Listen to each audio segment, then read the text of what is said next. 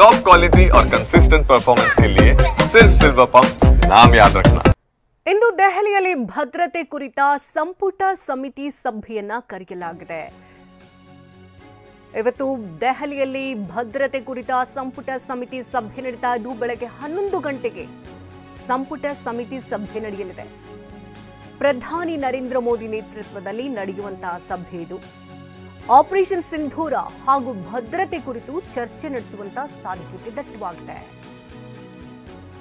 ಭದ್ರತೆಯ ಕುರಿತು ಸಂಪುಟ ಸಮಿತಿ ಸಭೆಯನ್ನ ಇವತ್ತು ಕರೆದಿದ್ದು 11 ಗಂಟೆಗೆ ದೆಹಲಿಯಲ್ಲಿ ಸಂಪುಟ ಸಮಿತಿ ಸಭೆ ನಡೀತಾ ಇದೆ. ಪ್ರಧಾನಿ ನರೇಂದ್ರ ಮೋದಿ ನೇತೃತ್ವದಲ್ಲಿ ಈ ಸಭೆ ನಡೀತಾ ಇದ್ದು ಆಪರೇಷನ್ ಸಿಂಧೂರ ಹಾಗೂ ಭದ್ರತೆಯ ಕುರಿತು ಚರ್ಚೆಯನ್ನ ನಡೆಸಲಾಗುತ್ತೆ.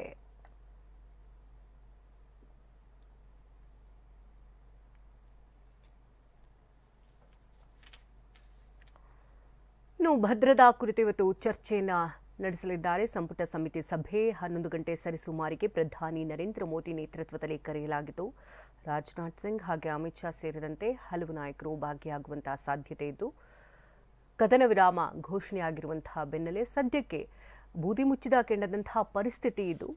ಯಾವ ಕ್ಷಣದಲ್ಲಿ ಬೇಕಾದರೂ ಯಾವ ಕಡೆಯಿಂದನಾದರೂ ಅಟ್ಯಾಕ್ ಆಗಬಹುದು. ಆ ನಿಟ್ಟಿನಲ್ಲಿ ಯಾವ ರೀತಿ ಭದ್ರತೆಯನ್ನು ಒದಗಿಸಬೇಕು, ಈಗ ಹಲವು ಕಡೆಗಳಲ್ಲಿ ಹಲವು ಗಡಿ ಭಾಗಗಳಲ್ಲಿ ಕಟ್ಟೆಚ್ಚರವನ್ನು ವಹಿಸಲಾಗಿದ್ದು ಸದ್ಯಕ್ಕೆ ಕೊಂಚ ಸಡಿಲಗೊಳಿಸಲಾಗಿದೆ.